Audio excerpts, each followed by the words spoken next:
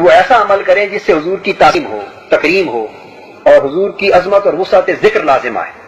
جب یہ دو چیزیں بیان فرما دی، اس کے بعد اب فرمایا اب اللہ پاک یہ چاہتا ہے کہ اس منشا پر عمل کیا جائے اور حکم دیا یا ایھا الذین آمنوا صلوا علیہ وسلموا تسلیما۔ اگلی آیت اب آ رہی ہے، پس اب جو لوگ جو اللہ کے اس منشا کے خلاف کرتے ہیں، ان الذین یؤذون اللہ ورسولہ، پس وہ لوگ جو اللہ اور اللہ کے رسول کو اذیت دیتے ہیں۔ اب یہاں اللہ اور اللہ کے رسول کو اذیت دینے کا مفہوم اس کے کانٹیکسٹ میں واضح ہو رہا ہے کہ اللہ نے جو کام خود کیا اور اپنے منشا کے لیے جو لوگوں کو حکم دیا کہ ایسا کرو، جو لوگ اس کے خلاف کوئی ایکٹ کرتے ہیں وہ اللہ کو اذیت دیتے ہیں اور رسول صلی اللہ علیہ وسلم کو اذیت دیتے ہیں۔ کیا مطلب ہوا یہاں اذیت کا؟ یہ ہو گیا کہ وہ لوگ جو حضور کی تعظیم و تکریم کے منافی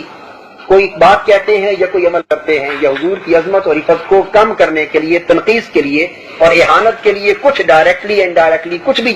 کام کرتے ہیں، ان کے لیے کیا حکم ہے؟ لعنہم اللہ فی الدنیا والآخرہ، کہ اللہ نے ان پر دنیا میں بھی لعنت بھیجی ہے اور آخرت میں بھی لعنت بھیجی۔ وَأَعَدَّ لَهُمْ عَذَابًا مُهِينًا، اور ان کے لیے ذلت اور رسوائی کا عذاب تیار کر رکھا ہے۔ اب یہاں ایک بڑی قابل توجہ ہے اگلی بات جو آیت کریمہ میں آ رہی، والذین، یہاں ایذا دو قسموں کے بیان کیے۔ پہلی آیت میں آیت نمبر 57 میں ایذا للہ و ایذا للرسول کا ذکر ہے، جو اللہ کو اور اس کے رسول کو اذیت دیتے ہیں، اس کا مفہوم متعین ہو چکا پچھلی آیت سے۔ اس سے اگلی آیت میں اہل ایمان کو بھی اذیت دینے کی بات فرمایا، والذین یؤذون المؤمنین والمؤمنات بغیر ما اکتسبوا، بغیر کسی مومن مرد اور عورت کی کسی خطا اور جرم کیے جو ان کو اذیت دیتے ہیں مومن مرد اور عورت کو، فقد احتملوا بہتانا و اثما مبینا، پس انہوں نے جنہوں نے اہل ایمان مردوں اور عورتوں کو اذیت دی انہوں نے بہتان تراشا اور اپنے سر کھلا گناہ لیا۔ یہاں دو آیتوں کا موازنہ مفہوم کے اعتبار سے علامہ ابن تیمیہ نے کیا ہے، میں بعد میں سائٹیشن عرض کروں گا، پہلے میں کنسپٹ واضح کر لوں کہ اذیت عمل جو ہے ایک ہے لیکن نسبتیں دو جدا ہے۔ پہلے اذیت تھی اللہ اور اللہ کے رسول کو، یعنی حضور کی تعظیم و تکریم کے منافی کوئی ایکٹ کرنا، اہانت رسول کا کام کرنا۔ پہلی اذیت سے مراد توہین رسالت مآب تھی، توہین الوہیت تھی۔ دوسری اذیت وہ ہے ایذاء للمؤمنین والمؤمنات، مومن مردوں اور عورتوں پر کوئی الزام لگا کر اذیت دینا۔ اب ان دونوں کی سزا قرآن مجید نے اس ایک مقام پر جدا لفظوں سے بیان کی۔ پہلے کے لیے فرمایا، اب دونوں کے لیے ایک ہی لفظ استعمال نہیں کیا اور اس دونوں کی سزا کا انداز اور اسلوب ایک نہیں رکھا۔ پہلے کے لیے فرمایا اللہ نے دنیا اور آخرت میں ان پر لعنت کی اور ان کے لیے ذلت انگیز عذاب تیار کیا ہے، اور دوسری اذیت جو مومنین اور مومنات کے لیے ہے ان کے لیے فرمایا فقد احتملوا بہتانا، انہوں نے بہتان تراشا، یعنی جھوٹ بولا، بہتان تراشا اور بڑا گناہ کیا، اپنے سر کھلا گناہ لیا۔ چنانچہ یہ چیز بہتان اور اس میں مبین قرار پائی، اس کو قذف کے ذیل میں اور باقی معاملات میں لے لیا جائے گا۔ اور اللہ کے رسول کو اذیت دینا، اس کو محض بہتان نہ کہا اور محض اس میں مبین نہ کہا، بلکہ اس کے لیے دنیا اور آخرت کی لعنت اور عذاب مہین کی تجاری کی بات کی، جس سے یہ واضح کرنا مقصود ہے کہ اللہ کے ہاں نبی صلی اللہ علیہ وسلم کی توہین اور اذیت اور دیگر اہل ایمان کی توہین اور اذیت، ان دو میں ایک بنیادی فرق ہے، سزا کے اعتبار سے اور جرم کے اعتبار سے۔ اس کے بعد پھر آگے ازواج مطہرات کی بات آئی ہے، ہم پھر ڈائریکٹلی آیت نمبر 60 پر آ رہے ہیں۔ اب اس کے بعد یہ مضمون ایک ہی چل رہا ہے، درمیان میں حکم آ گیا ازواج مطہرات کے لیے، بنات کے لیے، پردے کا حکم آ گیا مومنین کے لیے۔ اب اسی سے آگے آیت نمبر 60، یہ عذاب مہین کا معنی حضور کی اہانت کے باب میں قرآن کے نزدیک کیا ہے؟ اب اس کا جواب قرآن سے مل رہا ہے۔ اب آگے وہ بات کر رہے ہیں، لَمْ يَنْتَهِ الْمُنَافِقُونَ، منافقوں کا کام چونکہ رسول صلی اللہ علیہ وسلم کو اذیت دینا، حضور کی اہانت اور حضور کی توہین کرنا تھا، بیان کیا کہ اگر یہ منافق باز نہ آئے اپنے اہانت انگیز رویے سے اور توہین رسالت صلی اللہ علیہ وسلم جیسے گھناؤنے کردار سے اگر یہ باز نہ آئے، وَالَّذِينَ فِي قُلُوبِهِم مَرَضٌ، منافق لوگ اور جن کے دلوں میں روگ ہے، بیماری ہے، توہین رسالت مآب کی، یہ منافقت کی جو بیماری ہے جن کے دلوں میں، وَالْمُرْجِفُونَ فِي الْمَدِينَةِ، اور جو مدینہ میں جھوٹ اڑاتے اور پھیلاتے پھرتے ہیں، اگر یہ باز نہ آئے اپنے اس جرم سے اور اپنے اس گناہ سے جس کی وضاحت اوپر ہو چکی، لَنُغْرِيَنَّكَ بِهِمْ، تو ہم ضرور تمہیں ان پر شدت دیں گے، ہم ضرور تمہیں ان پر طاقت، قوت، غلبہ دیں گے، ثُمَّ لَا يُجَاوِرُونَكَ فِيهَا إِلَّا قَلِيلًا، اور پھر وہ تمہارے پاس یا تمہارے معاشرے میں اور تمہارے نہ رہ سکیں گے مگر نہایت قلیل مدت کے لیے، ان کا گویا خاتمہ کر دیا جائے گا۔ یہ الفاظ لَنُغْرِيَنَّكَ بِهِمْ، ہم آپ کو ان پر غالب کر دیں گے، شدید کر دیں گے، یعنی ان کو مغلوب کریں گے اور ان کو نیچا دکھائیں گے اور ختم کریں گے۔ کس طرح؟ ثُمَّ لَا يُجَاوِرُونَكَ فِيهَا إِلَّا قَلِيلًا، پھر وہ آپ کے پاس نہ رہ سکیں گے، گویا آپ کے زیر نگیں آپ کی اسلامی ریاست میں انہیں زندہ نہ رکھا جائے گا، الا قلیلا، مگر بڑی تھوڑی مدت کے لیے۔ وہ تھوڑی مدت سے مراد کہ جب تک ہم پورے پروسیس کو، اسلامک لاز کی امپلیمنٹیشن کو کمپلیٹ نہیں کر لیتے۔ اور کیا ہوگا؟ ملعونین، وہ لوگ پھٹکارے گئے۔ اب وہی لفظ جو لعنہم اللہ کا تھا نا حضور کی اذیت کے لیے، جو اللہ نے ان کو پر لعنت بھیجی، اب اسی لفظ کو دہرایا جا رہا ہے۔ فرمایا ملعونین، یہ وہی ہیں جن پر اللہ کی طرف سے لعنت ہوئی، اور آگے سزا دی جا رہی ہے۔ پہلے تھا اشارے میں گفتگو کی جا رہی تھی کہ ہم آپ کو ان پر غلبہ دیں گے اور ان کو ختم کر دیں گے، وہ زیادہ عرصہ مہلت نہ ملے گی جینے کی۔ تو کس طرح کریں گے؟ اینما ثقفوا، یہ اب حد کا بیان آ رہا ہے کہ حضور نبی اکرم صلی اللہ علیہ وسلم کی توہین کرنے والے، اس کی سزا اور انجام کیا ہوگا؟ اینما ثقفوا، پس جہاں کہیں بھی وہ ملے، اخذوا، ان کو پکڑ لیا جائے، وقتلوا تقتیلا، اور گن گن کر انہیں مار دیا جائے، قتل کر دیا جائے۔ یہ وہ آیت کریمہ ہے جو بنیاد ہے توہین رسالت مآب صلی اللہ علیہ وسلم کی سزا کے قتل ہونے کی حد کے طور پر۔ یہ الفاظ بطور خاص نقل قال ملعونین اینما ثقفوا اخذوا وقتلوا تقتیلا، اس سے عذاب مہین کا معنی بھی خود بخود واضح ہو جاتا ہے کہ عام قتل کر دینا کسی کو اور بات ہے، اور ایسے لوگوں کو گن گن کر چن چن کر پکڑ لینا اور ان کو قتل کر دینا۔ اور تقتیلا عربی کا ایک قاعدہ ہے کہ جب ایک فعل کے ساتھ اس کا مصدر نصب کی حالت میں تنوین کی صورت میں آتا ہے، مثلا سلموا تسلیما، سلام بھیجو جیسے سلام بھیجنے کا حق۔ کلم اللہ موسیٰ تکلیما، اللہ نے موسیٰ سے کلام کیا جیسے کلام کرنے کا حق ہے۔ یسلموا تسلیما، نبی صلی اللہ علیہ وسلم کے حکم کو مانو جیسے ماننے کا حق ہے۔ تو جب مصدر کو حالت تنوین میں لایا جاتا ہے نسبی حالت میں، اس کا مطلب یہ ہوتا ہے کہ جس فعل کا حکم دے رہے ہیں اس فعل کو اتنے طریقے سے ادا کیا جائے کہ اس کے حق کی ادائیگی میں کوئی کمی باقی نہ رہ جائے۔ اب یہاں اس آیت کے الفاظ پر دوبارہ غور کریں گے۔ فرمایا ملعونین، یہ اللہ کی طرف سے پھٹکارے گئے۔ اچھا، لعنت کا معنی ہوتا ہے رحمت سے دور کر دینا، لعنت کا معنی ہے رحمت سے دور کر دینا، یعنی ان کی زندگیوں کا تحفظ، یہ رحمت تھی ان کے حق میں اللہ۔ یہ بھی وضاحت فرمایا کہ یہ تقتیل سے ہے، اس میں بھی چونکہ تشدید آ گئی ہے تو گن گن کر قتل کیے جائیں۔ قتلو میں آپ نے یہ فرمایا نا، قتل خالی قتلو ہوتا تو اس کا معنی یہ ہوتا کہ وہ قتل کیے گئے، وہ اس میں وہ مجہول کا صیغہ ہوتا، قتل کیے گئے، اور اس میں یعنی شدت کی کچھ کمی محسوس ہوتی حکم کے اجرا میں۔ یہاں فرمایا قتلو، یہ تقتیل سے ہے، قتل سے نہیں بلکہ تقتیل سے ہے۔ تو جس طرح الفاظ میں اضافہ ہے، حروف کا اضافہ ہے اور تشدید آئی ہے، اس طرح اس کے معنی کے اجرا میں بھی تشدید و شد و مد ہے اور غیظ و غضب ہے۔ اس کا معنی یہ ہے ملعونین، وہ اللہ کی رحمت سے دور کر دیے گئے۔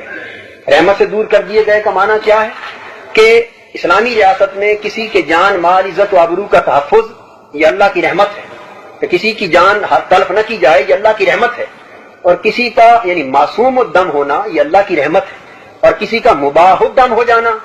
یعنی اس کی جان کی حفاظت اٹھ جانا اور یہ حکم آ جانا کہ جہاں ملے قتل کر دو، تو گویا وہ اللہ کی رحمت سے محروم کر دی، رحمت سے دور کر دی۔ یہ ہے ملعونین کا معنی کہ جب وہ حضور صلی اللہ علیہ وسلم کی توہین کے مرتکب ہو گئے، اب وہ منافق ہو گئے، کافر ہو گئے، اور ان کے اس اقدام کے سبب سے وہ معصوم الدم نہ رہے، یعنی ان کی جان کا تحفظ نہ اسلامی ریاست کی ذمہ داری رہی اور نہ وہ معصوم الدم ہونے کا شرف ان کو حاصل رہا، اس رحمت سے وہ بھگا دیے گئے، اب ہو گئے ملعون، یعنی رحمت سے بھگائے گئے، یعنی مباح الدم۔ مباح الدم اینما ثقفوا، اب انہیں تلاش کرو جہاں کہیں وہ مل جائیں، اخذوا، ان کو پکڑا جائے، گرفتار کیا جائے، وقتلوا تقتیلا، اور ان کو اچھی طرح قتل کر دیا جائے جس طرح قتل کرنے کا حق ہے، تاکہ اس جرم کا اور اس بیہیویئر کا کلیتاً اسلامی ریاست میں خاتمہ ہو سکے اور اس کا نام و نشان تک باقی نہ رہے۔ اس کے بعد اگلی آیت، یہ تو تھا وہ حکم جو قرآن مجید نے بطور حد کے اس کے بعد میں بیان فرمایا، اور آگے فرمایا سنت اللہ فی الذین خلو من قبل، یہ جو ہم نے کہا کہ اللہ کے نبی اور اللہ کے رسول کی اہانت کرنے والا اور اللہ کی توہین کرنے والا، اللہ کی الوہیت کی جناب میں اور رسالت مآب صلی اللہ علیہ وسلم کی جناب میں اہانت، توہین، تنقیص اور گستاخی اور خبث کا مرتکب ہونے والا، اس کا چن چن کے مارا جانا اور ختم کر دیا جانا اور اس کا قتل کر دیا جانا اور صفحہ ہستی سے ایسے افراد کا مٹا دیا جانا، یہ کیا ہے؟ سنت اللہ، یہ اللہ کا وضع کردہ قانون ہے، یہ اللہ کا دستور ہے،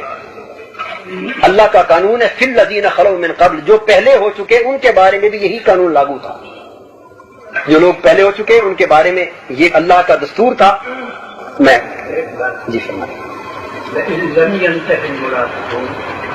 اس کا یہ مطلب ہوا کہ انتہا اگر ہو گیا تو ضرور کا ارتکاب تو وہ پہلے کر چکے ہیں، جی وہ میں نے عرض کر دیا ضرور کر چکے ہیں جی، لیکن اب ان سے یہ کہہ دیا جاتا ہے لنگن کا جی اگر اب منع نہ ہوئے تو یہ سزا دی جائے گی، اگر منع ہو گیا تو پھر ان جرم پر سزا نہیں ہوگی۔ اچھا، اس کا یہ ہے کہ اس میں جو میں نے توبہ والے مسئلے کو میں نے عرض کیا تھا کہ ایک شخص اگر اہانت کا مرتکب ہوتا ہے تو اس طرح فقہا، جس طرح احناف میں اور مالکی، شوافی اور حنابلہ میں ان میں جو اختلاف قبول توبہ اور عدم قبول توبہ کا ہوا ہے، وہ عقدہ اس فرق سے واضح ہو جاتا ہے۔ اگر کوئی ایسے جرم کا ارتکاب کرے تو اس کو یہ کہا جائے کہ تو کافر ہو گیا اور مرتد ہو گیا، اب تو اس جرم سے باز آ، یعنی اب دوبارہ کلمہ پڑھ کے مسلمان ہو اور توبہ کر آئندہ۔ اگر وہ دوبارہ کلمہ پڑھ کے مسلمان ہو جائے اور اس کا اقرار کر کے اللہ کی جناب میں توبہ کر لے تو اس کی توبہ قبول کر لی جائے گی، یہ ایک فرق کی بات۔ لیکن یہاں بات، اور اگر وہ دوبارہ مسلمان نہیں ہوتا اور پھر اس کے لیے لئن لم تنتہوا کا حکم قائم رہے گا تو پھر وہ حکم میں آئیں گے۔ ایک تو فرق یہ ہے۔ دوسرا فرق اس میں یہ ہے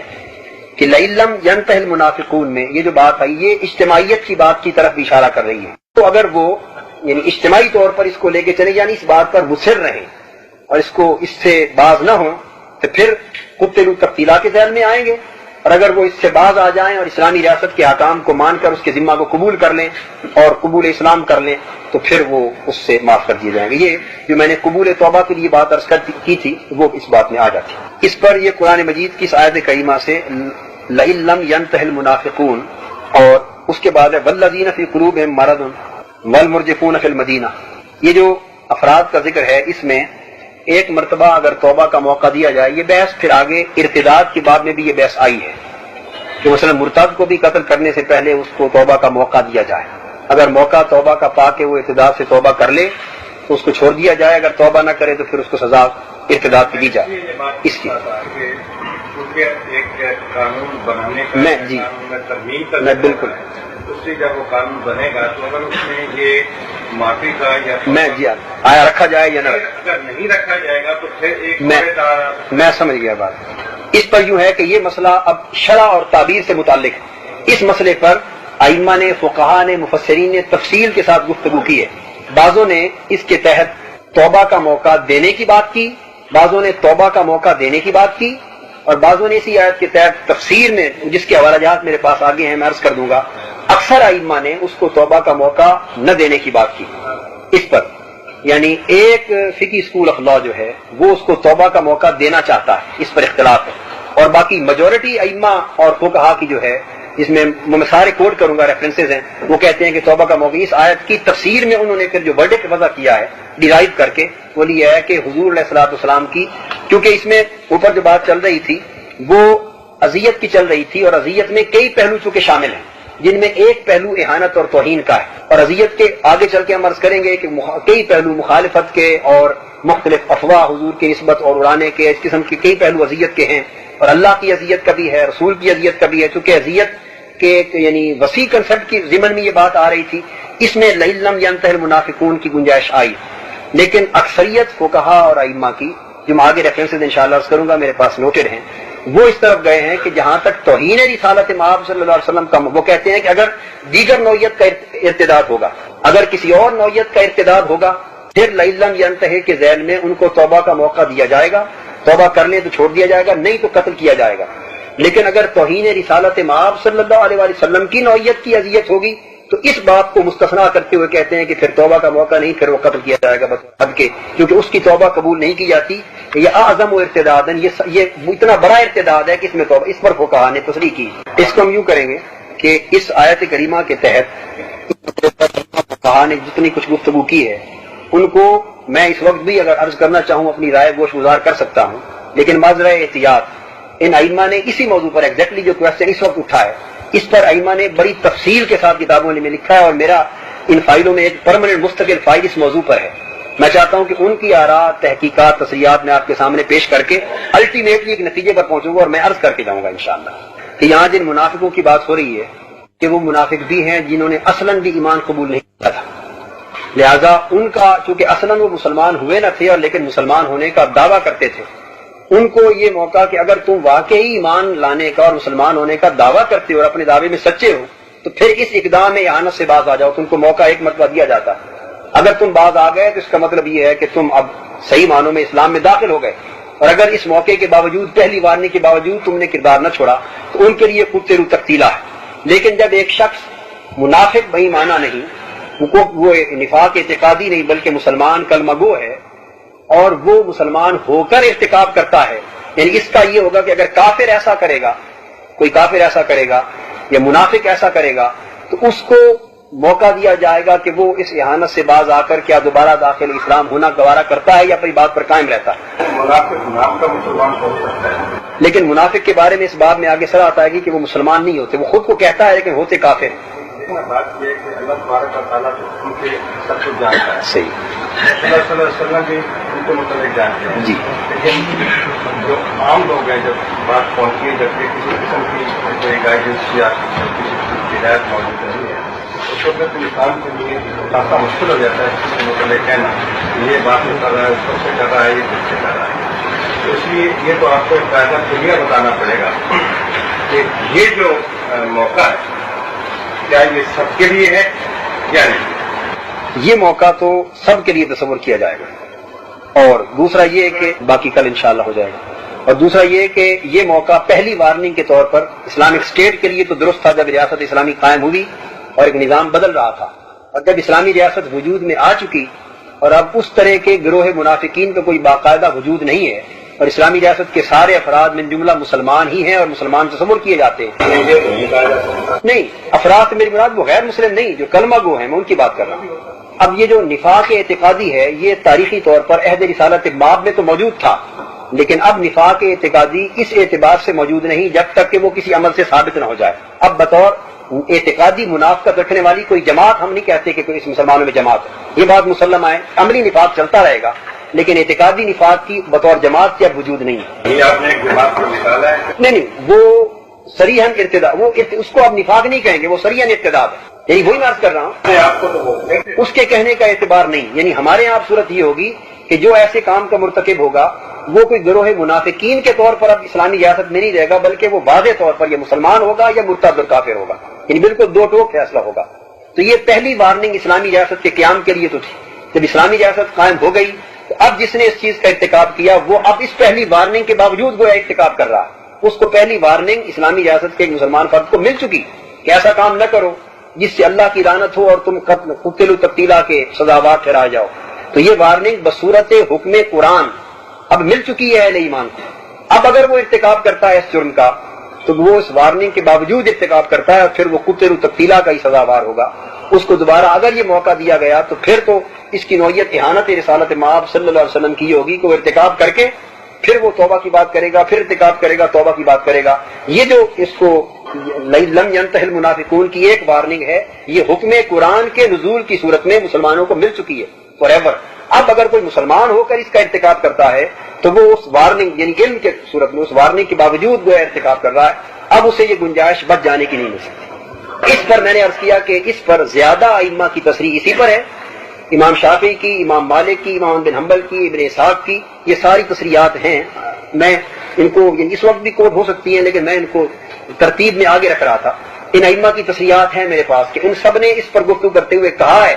کہ اس کی توبہ قبول نہیں کی جائے گی، یعنی توبہ کا موقع نہیں دیا جائے گا۔ جب توبہ قبول کرنے سے روک دیا گیا تو اس کا مطلب موقع نہیں دیا جائے گا۔ اب وہ گویا پہلی وارننگ ہی کے بعد ارتکاب جرم کر رہا ہے۔ اس کو ہم جب اس ذیل میں آئیں گے تو مزید کلیئرٹی اس تصور کی انشاءاللہ ہو جائے گی۔ یہ قرآن مجید کی آیات کریمہ میں سے یہ ایک تصور تھا جس کی میں نے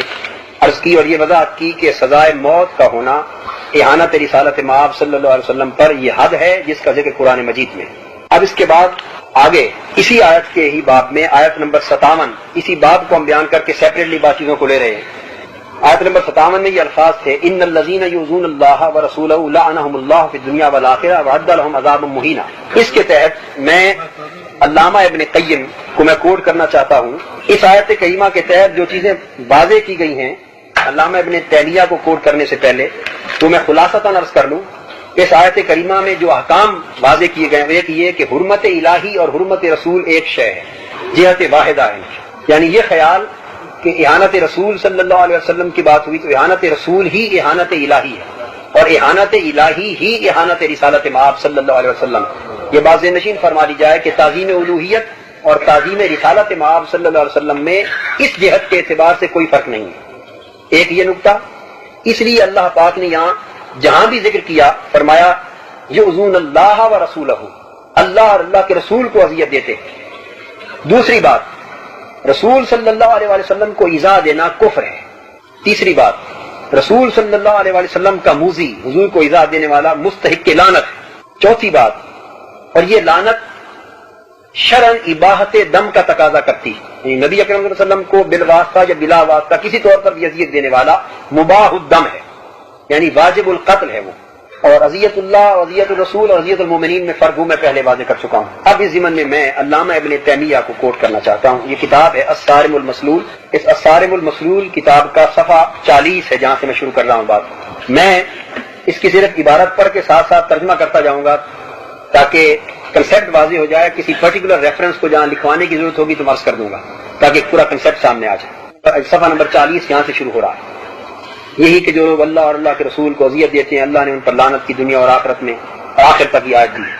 اب وہ فرماتے ہیں دلالتها من وجوہ، اس کی کئی دلالتیں ہیں کہ وجوہ ہیں. پہلی، انہ قرن اذاہ باذاہ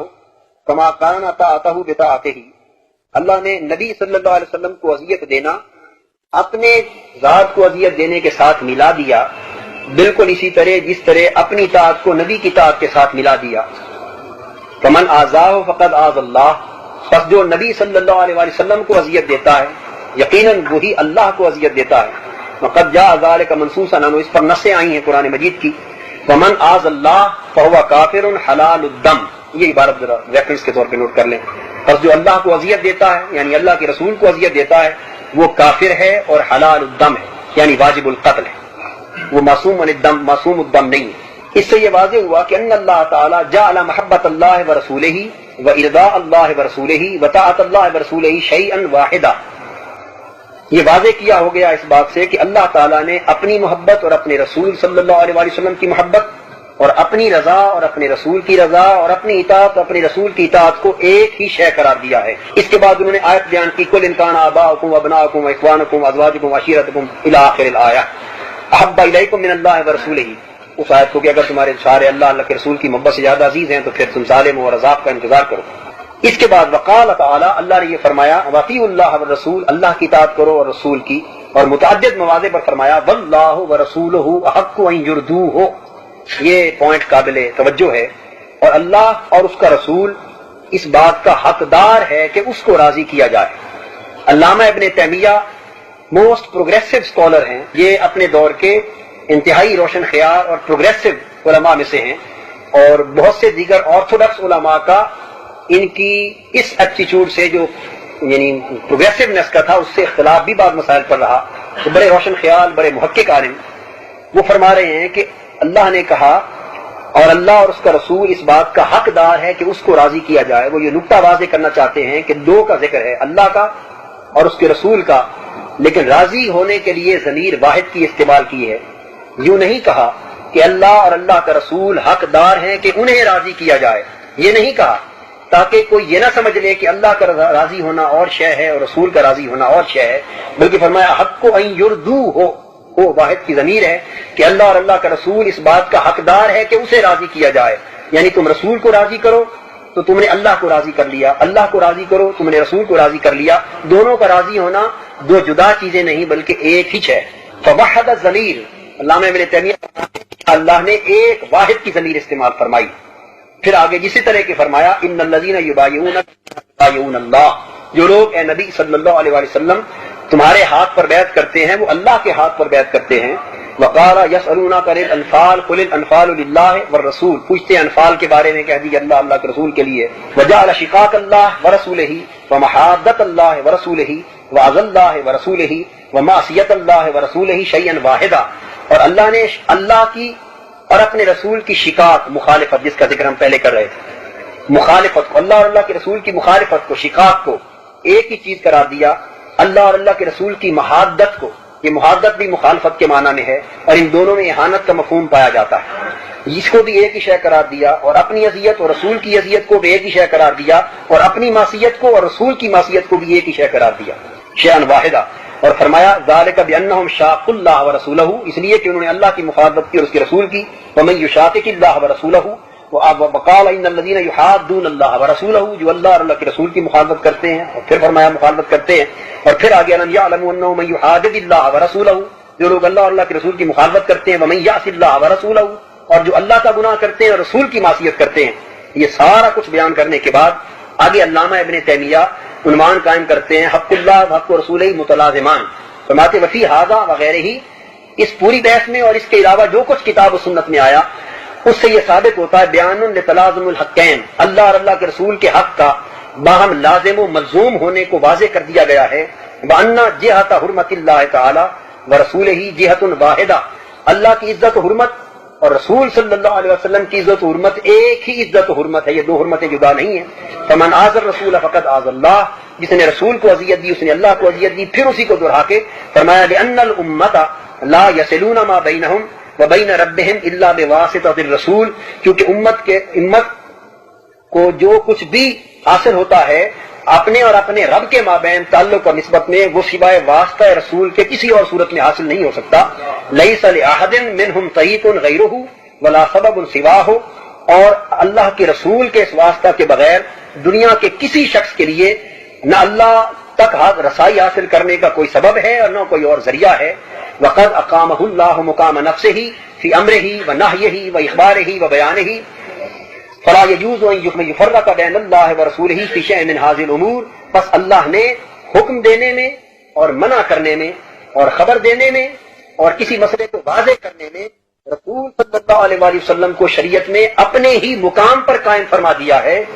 اور اس باب میں، اس ضمن میں اللہ اور اللہ کے رسول کے درمیان فرق قائم کرنا کسی چھوٹے سے چھوٹے مسئلے میں بھی شریعت میں جائز نہیں بلکہ حرام ہے۔ اس کو پھر آگے بیان کرتے ہوئے وہ اس جو حضور اللہ و رسولہ کی بحث کو لاتے ہیں کہ اب جو شخص اہانت رسول صلی اللہ علیہ وسلم کا مرتکب ہوتا ہے وہ اہانت الوہیت کا مرتکب ہوتا ہے، وہ اللہ پاک کی گستاخی بے ادبی کا مرتکب ہوتا ہے، رسول کی بیاسی کا، اللہ کی حرمت کو پامال کرتا ہے، رسول کی حرمت کو پامال کرتا ہے، اللہ کو اذیت دیتا ہے، رسول کو اذیت دیتا ہے، لہذا اس بنیاد پر اس شخص کے اسلام کے ساتھ متعلق رہنے یا ایمان میں رہنے کا کوئی جواز ہی باقی نہیں رہ جاتا۔ اس کے بعد اسی صفحہ 41 پر آگے چل کر فرمایا اور الثالث مسانی انہ فرق بین عز اللہ ورسولہ، یہ نقطہ پھر قابل توجہ میں اس کا اشارہ کر گیا، بے شک اللہ نے اللہ اور اس کے رسول کو اذیت دینے میں، وبین عزل المؤمنین والمؤمنات، اور مومنین و مومنات کو اذیت دینے میں اللہ نے فرق کیا ہے، جیسا کہ قذف پر 80 کوڑوں کی حد ہے، ولیس فوق ذلک الا الکفر والقتل، اور نبی صلی اللہ علیہ وسلم کی اہانت کا کوئی مرتکب ہوگا تو اس کو کوڑوں کی سزا نہیں دی جائے گی بلکہ یہ کفر ہوگا، اسے قتل کر دیا جائے گا۔ یہ ان دونوں کے فرق سے علامہ ابن تیمیہ نے یہ واضح فرمایا، اور اس کو آگے بڑھاتے ہوئے کہتے انہ ذکر انہ لعنہم فی الدنیا والآخرہ، اللہ نے اس بات کا ذکر فرمایا کہ وعد لہم عذاب مہینا، کہ ان کے وہ عذاب مہین کی بات بھی آ رہی کہ ان کے لیے ذلت آمیز عذاب تیار کیا ہے، واللعن، اور لعنت، اور لعن کیا ہے؟ العباد عن الرحمہ، لعنت رحم اللہ کی رحمت سے دور کر دینے کو کہتے ہیں، ومن طردہ عن رحمتہ فی الدنیا والآخرہ لا یکون الا کافرا، اور جس شخص کو دنیا و آخرت میں اللہ کی رحمت سے دور کر دیا گیا وہ مومن نہیں ہو سکتا، وہ کافر ہی ہو سکتا ہے، کیوں کہ جو مومن ہے وہ کبھی کبھی اللہ کی رحمت کے قریب ہوتا، جتنا گناہ گار ہو، فاسق و فاجر ہو، لیکن وہ دنیا و آخرت میں اللہ کی رحمت سے کلیتاً بغایا ہوا نہیں ہو سکتا۔ جس کو اللہ نے دنیا و آخرت میں اپنی رحمت سے بغایا ہوا قرار دیا وہ صرف اور صرف کافر ہو سکتا ہے، اور مومن ولا یکون مباح الدم، اور مومن مباح الدم نہیں ہو سکتا، یعنی وہ معصوم الدم ہوتا ہے، لأن حقن الدم میں رحمت عظیمت، چونکہ اپنے خون کی حفاظت اور جان کی حفاظت یہ اللہ کی بہت بڑی رحمت ہے، اور مومن چونکہ معصوم الدم ہے اس لیے صاحب رحمت، اور یہاں حضور کو اذیت دینے والے کو اللہ رب العزت نے رحمت سے محروم کرتے ہوئے مباح الدم قرار دیا، اس لیے وہ کافر ہے، وہ مومن نہیں ہو سکتا۔ اور آگے پھر وہی آیت جس کی بحث ہم ابھی کر چکے ہیں، وَيُؤَيِّدُ ذَلِكَ قَوْلُهُ، اور اس کی تائید اور اس کی تصدیق اللہ کے اس کلام سے ملتی ہے، لَئِن لَّمْ يَنْتَهِ الْمُنَافِقُونَ، وہی آیت جس پر ہم گفتگو کر رہے تھے، اور فرمایا فَإِنَّ أَخْذَهُمْ وتقتیلہم واللہ اعلم بیان صفت لعنہم، ان کو پکڑ لینا، گرفتار کر لینا اور ان کو بری طرح قتل کر دینا، یہ ان کی لعنت کی صفت میں سے لعنت کی صفت کا بیان ہے۔ اور یہ بحث پھر وہ آگے مسلسل چلاتے جا رہے ہیں فلا بدہ صفحہ 42 پر، اور یہ لعنت وعید سے پہلے بھی ان کے لیے ثابت ہے،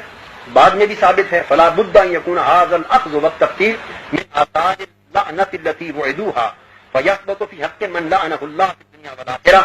اور پس کوئی چارہ نہیں اس کے سوا کہ ان کو گرفتار کر لینا اور ان کو قتل کر دینا، یہ اس لعنت کی علامتوں میں سے ہے جس کا وعدہ اللہ نے ان کے لیے کیا ہے۔ پس جو شخص جس پر اللہ لعنت کرتا ہے دنیا اور آخرت میں، وہ اس چیز کا مستحق ہو جاتا ہے، اور اللہ کے رسول کا یہ قول بھی اس امر کی تائید کرتا ہے کہ لعن المؤمن کا قتل ہی، اور مومن کو لعنت کا مستحق اس طرح کا قرار دیا جانا اس کے قتل کے موافق ہے۔ پس متفق علیہ سے فَإِذَا كَانَ اللَّهُ قَدْ لَعَنَ هَذَا فِي الدُّنْيَا وَالْآخِرَةِ فَهُوَ كَقَتْلِهِ فَعُلِمَ أَنَّ قَتْلَهُ مُبَاحٌ، پس اس سے جان لیا گیا کہ حضور کی اعانت کرنے والا شخص مباح الدم ہے، اس کا قتل کرنا واجب اور اس کو زندہ رکھنا ناجائز۔ اس میں کوئی بحث ہے اس کا اس میں تو انہوں نے صرف بحث اور نہیں کی اس مسئلے پر نہیں، اور قتلی کو قتل تقتیلا سے وہی قتلی کو مراد لے کر مباح الدم قرار دے کر بلکہ واجب کہا کہ واجب ہے قتل کرنا۔ آگے اس میں کچھ اور چیزیں جو اور متعلق ہوں گی، انہوں نے اس سے اوپر والی بحثوں پر بھی یہ بات کی ہے۔ یہ ایک بڑا لطیف نقطہ، ایک اور بڑا علمی پہلو ہے جو انہوں نے بیان کی، یہ صفحہ 44 پر ہے، بڑا امپورٹنٹ۔ وہ آپ نے ایک سوال فرمایا تھا قریشی صاحب کی گفتگو کے دوران،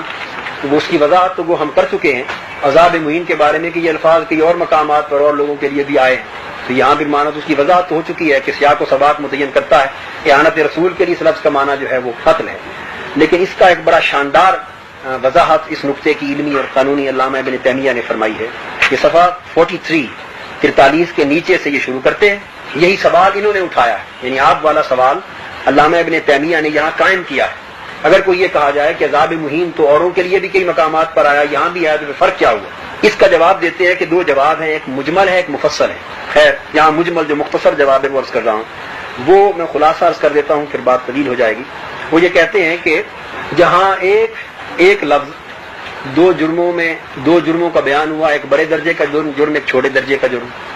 اور ایک لفظ استعمال ہوا وہاں بڑے جرم کے لیے اور اس کی سزا الگ تھی، مثلا سزائے موت تھی، بعد میں وہی لفظ کسی اور چھوٹے درجے کے جرم کے لیے استعمال ہوا، تو وہ جو چھوٹے جرم کے لیے وہ لفظ استعمال ہوا ہے اس جگہ کبھی بھی وہ معنی اس سے مراد نہیں لیا جائے گا جہاں وہی لفظ بڑے جرم کے لیے استعمال ہوا تھا۔ اور یہ وہ لفظ جہاں یعنی اعانت رسول کے لیے استعمال ہوا عذاب مہین اور اس کی سزا قتل ہوئی، تو یہاں اس کا معنی قتل ہی ہوگا، اس کا سیاق و سباق متعین کرے گا۔ اور جہاں اس کے نچلے درجے کے لیے جرم کوئی ہوگا، چھوٹے درجے کا جرم، اور وہاں عذاب مہین استعمال ہوگا، تو وہاں اس جرم کی سنگینی کے، اس کی سطح اور گریوٹی کی پیش نظر اس کا ذلت آمیز جو ہے عذاب اور ہوگا۔ اس طرح سے دیکھیں تو اس میں تو پھر جرم کی سنگینی جو ہے وہ تو انسان کے بس میں آ گئی نہیں، وہ شریعت متعین کرتی خود، یہ کیا کہ اس میں یہ وہ شریعت نے متعین کی۔ عذاب مہین پہ لکھا ہے اور ساتھ یہ بھی لکھا ہے کہ یہاں پہ عذاب مہین کا مطلب ہے کہ قتل کیا جائے۔ ہاں جی ہاں، تو ہم یہ کہہ سکتے ہیں کہ قرآن نے ہی اس کو معنی متعین کر دیا ہے بے شک، اور جہاں جنرل چھوڑ دیا ہے وہاں سیاق و سباق یا قرآن کی دیگر نصوص اور دیگر احادیث اس کا معنی خود متعین کریں۔ یہ بیان کر کے آخر پہ اس کا وہ فیصلہ وہ کہتے ہیں کیف والعلیم الحکیم اذا تبعد علی الخطیۃ زاجرا عنها فلا بد ان یذکر اقصى ما يخاف على صاحبها فاذا ذكر خطیتین احداهما اکبر من الاخرى متبعدا علیہما زاجرا عنهما ثم ذكر في احداهما جزاء عنها وذكر في الاخرى ما ودون ذلك ثم ذكر هذه الخطيئة في موضع آخر متبعدا عليها بالعذاب الادنى بين علم ان جزاء الكبرى لا يستوجب بتلك التي هي ادنى منها، کہ جو بالکل وہی چیز جب چھوٹے گناہ کے لیے بڑے گناہ کے لیے بیان کیا تو پھر اس سے یہ جان لیا جائے گا کہ جو بڑی جزا ہے، بڑی سزا اس لفظ سے وہ اسی جرم کے لیے مراد لی جائے گی، اور اس سے چھوٹے درجے کے لیے وہ اس کے مستوجب نہیں ہوگا، وہ چھوٹے درجے کی سزا ہوگی، اور مجرد قصد کے لیے اس کا معنی یہ نہ ہوگا۔ یہ آیت کریمہ تھی جو میں نے ان الذین یؤذون اللہ ورسولہ کے باب میں نے عرض کیا، یہ الصارم المسلول کے سب حوالے تھے اخذ و تقتیل کے۔ یہاں اسی آیت کے تحت میں ایک تفسیر ابی سعود کا حوالہ دینا چاہتا ہوں، ویسے اگر میں وہ والے چھوڑ بھی دوں تو کنسیپٹ ایک ہی ہے، ریفرنس آپ نوٹ فرما لیں۔ یہ تفسیر ابی سعود شیخ ابو سعود محمد بن محمد العمادی، شیخ عمادی لکھ لیں، جلد 4 اور صفحہ 77۔ اس میں جو چیز انہوں نے بیان کی ہے وہ اس سے آگے جو آیت آئی ہے اسی سورہ توبہ میں، یہاں تو تھا نا ان الذین یؤذون اللہ ورسولہ، اللہ کو اذیت دیتے ہیں اور اس کے رسول کو، اور یہاں انہوں نے یہ ثابت کیا کہ یہاں رسول ایک ہی اذیت مراد ہے رسول کو، اور وہی اللہ کے سے ہم اس کو اس طرح سے بھی لے سکتے ہیں کہ مثلاً جی دنیاوی بات جی کہ مثلاً ایک کیا پاکستان نے تو کیا ایک حکومت نے کوئی حکم دیا ہے، اس کا اختیار بھی دیا ہے، بڑے چھوٹے سے افسر کو دیا ہے، جی